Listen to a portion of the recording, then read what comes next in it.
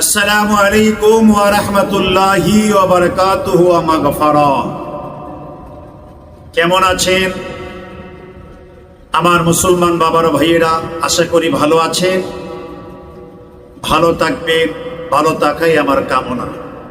সম্মানিত মুসলমান বাবার ভাইয়েরা, আমি গতকাল আপনাদের কাছে একটি ভিডিও দিয়েছিলাম যে খ্রিস্টানরা বলে তাকে ঈসা নবী সুপারিশ করবি, আমাদের দু জাহানের বাদশাহ রাহমাতাল লিল আলামিন নবী আমাদেরকে সুপারিশ করবে না। এই বিষয়ে আলোচনা করেছিলাম। ঈসা নবী একটি কওমের জন্য নবী ছিলেন,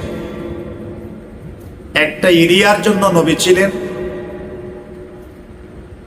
তার উম্মতগণের মধ্যে অনেকেই ঈসা নবীকে আল্লাহর পুত্র বলে তারা বিশ্বাস করতেন যে ঈসা নবী আল্লাহর পুত্র, কারণ তাদের ধারণা ছিল যে ঈসা নবীর বাবা নেই, তো বাবা ছাড়া মায়ের ঘরে কোনো সন্তান হয় না। এই জন্য তারা ঈসা নবীকে আল্লাহর পুত্র বলতেন, নাউজুবিল্লাহ মিন যালিক। এটাই তাদের বিশ্বাস ছিল, এটাই তাদের আকীদা ছিল।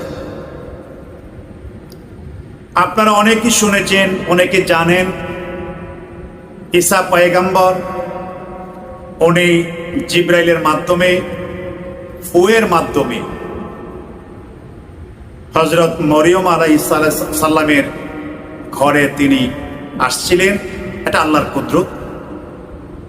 কিন্তু ওই জামানার কিছু খ্রিস্টান, কিছু বেধর্মী, তারা ঈসা নবীকে অনেক কষ্ট দিতেন, গালাগালি করতেন আল্লাহর পুত্র বলে। ঈসা পয়গম্বরকে তারা কতল করে দিবে, মেরে ফেলবে, তার অনুসারী করবে না বা তার ধর্ম মানবে না, এই বলে তারা সিদ্ধান্তে নিলেন। তারা কয়েকজন বেঈমান তারা আসলেন ঈসা নবীকে মারার জন্য। ঈসা নবী যেই ঘরে ছিলেন, তাদের পক্ষে একজন লোক কিছু অল্প টাকার বিনিময়ে ঈসা নবীকে কতল করার জন্য তাদের কাছে খবর পৌঁছে দিলেন যে ওই যে ঘর দেখা যাচ্ছে, ওই ঘরের মধ্যে ঈসা নবী